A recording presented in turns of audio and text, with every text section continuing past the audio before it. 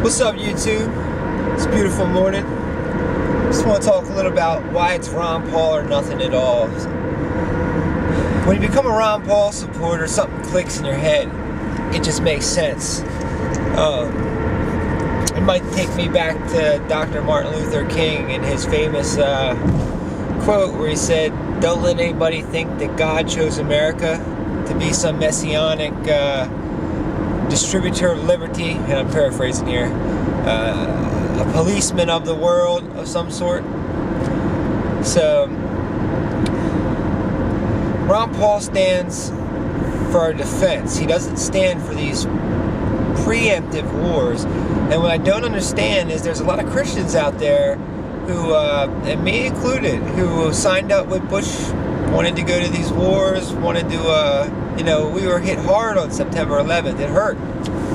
It was a blow to our ego.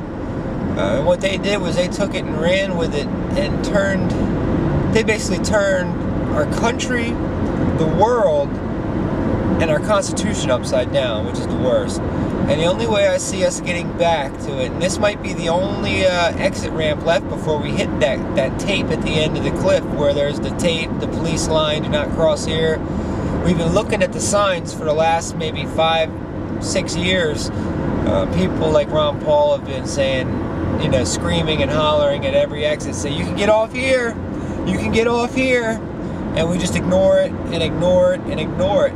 I think this is our one godsend now. We've got one chance left to make this man president. Because if you really believe that Barack Obama is going to change and he's going to stop the wars, stop bombings, and stop propping up these Muslim Brotherhood regimes out.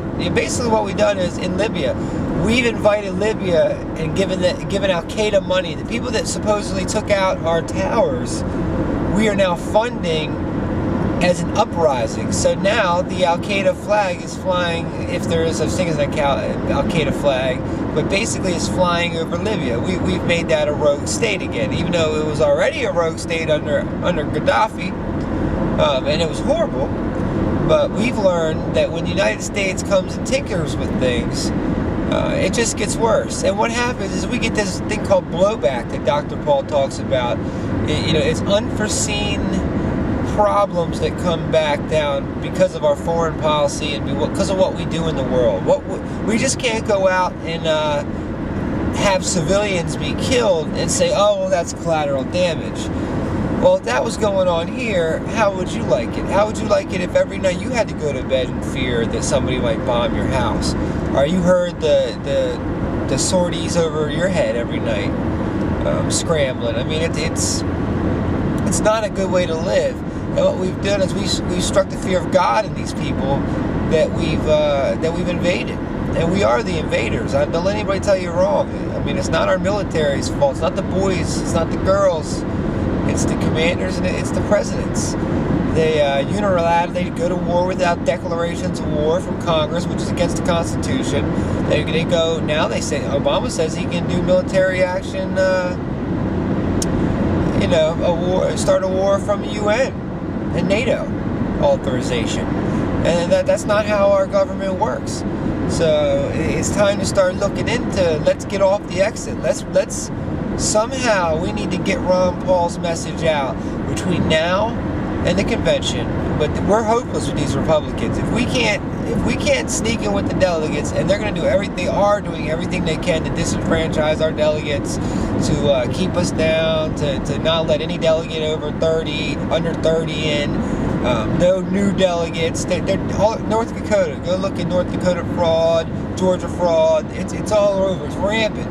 Where we have picked up delegates, they're just as much so they've stolen them from us. Because they don't want that to happen at the convention. Even though Santorum dropped out, you better believe that there's still going to be a fight at the convention. So, just some thoughts, food for thought. It's Ron Paul or nobody at all. Not for our country. We need President Paul. We need a President Paul. President Obama has got to go. He said he was going to bring hope and change, and just about every single promise he made, except for health care, in which he basically nobody read the law, nobody did anything. They just handed it over and had to vote on it. They just shoved it through. I mean, and even to the point where there's parts in that bill that talk about anybody on Medicaid, Medicare is going to have electronic monitoring devices stuck in their hands, or it's pretty bad. It's pretty sick, and I'll put some links below. And if you like what I say, if you're new to me, I hope you should subscribe to me. If you're on Facebook watching this, just open up the page and hit subscribe. If you don't have a YouTube account, you really need it on YouTube. That's where the real information's going down. So I keep losing this. Much love to everybody. Go Ron Paul.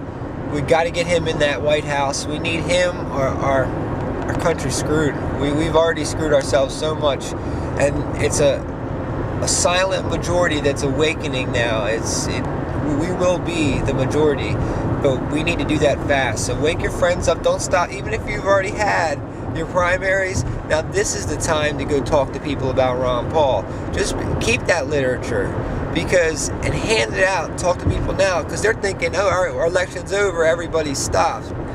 We need you to start talking to people you never even believed you'd talk to. Stop the people in the street and say, hey, do you know about Ron Paul? And then tell them. Much love.